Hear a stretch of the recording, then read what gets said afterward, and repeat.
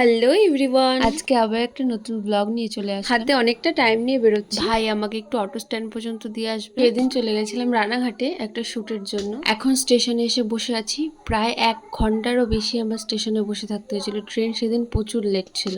আমার পৌঁছে যাওয়ার কথা 12টা থেকে 12:30টার মধ্যে, সেখানে 1টা বেজে গেছিল। নাও কি আর করা যাবে, রানাঘাট স্টেশনে নেমে ওখান থেকে একটা টোটো নিয়ে চলে গেলাম স্টুডিওতে। আর ইনি হলো আমার মেকআপ, ও হচ্ছে আমার নিজেরই বোন, পিসির মেয়ে। সুন্দর করে শাড়িটা পরিয়ে দিল আর ওইদিকে সব গুছিয়ে নিচ্ছিল। এটা ছিল ওদের আজকে ফার্স্ট প্র্যাকটিস ডে হলে কি হবে, বেস মেকআপটা খুব সুন্দর করেছে। পাশে সবাই সবার মডেলকে সাজাতে ব্যস্ত ছিল। এখন আমার মেকআপটা কমপ্লিট। তারপর টুকিটাকি কিছু খাওয়া দাওয়া করে হেয়ারটা ক্রিম্পিংও করে নিচ্ছি। কলকা করাও স্টার্ট করে দিয়েছি। কলকাটা এত সুন্দর হয়েছে, পুরো কলকাটা আমি তোমাদের একটু পরেই দেখাচ্ছি। হেয়ার স্টাইলটা অলমোস্ট কমপ্লিট হয়ে গেছে। এখন যে মুকুটটা দেখছো এটাও নিজেই বানিয়েছে। আর এই হলো আমার ফাইনাল লুক। কেমন লাগছে অবশ্যই বলবে।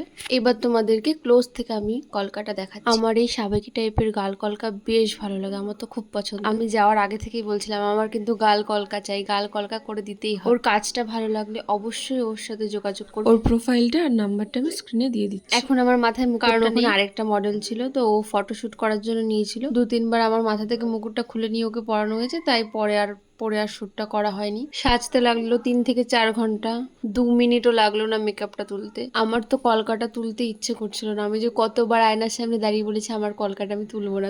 মেকআপ রিমুভ করে ফ্রেশ হয়ে তাড়াতাড়ি বাড়ির দিকে যেতে হবে, অনেকটা লেট হয়ে গেছে। নাও ভিডিওটা এইটুকুই রাখছি। ভিডিওটা কেমন লাগলো অবশ্যই কমেন্ট করে বলবে। ভিডিওটা যদি ইউটিউব থেকে দেখে থাকো তাহলে অবশ্যই সাবস্ক্রাইব করে দেবে। ততক্ষণের জন্য বাই।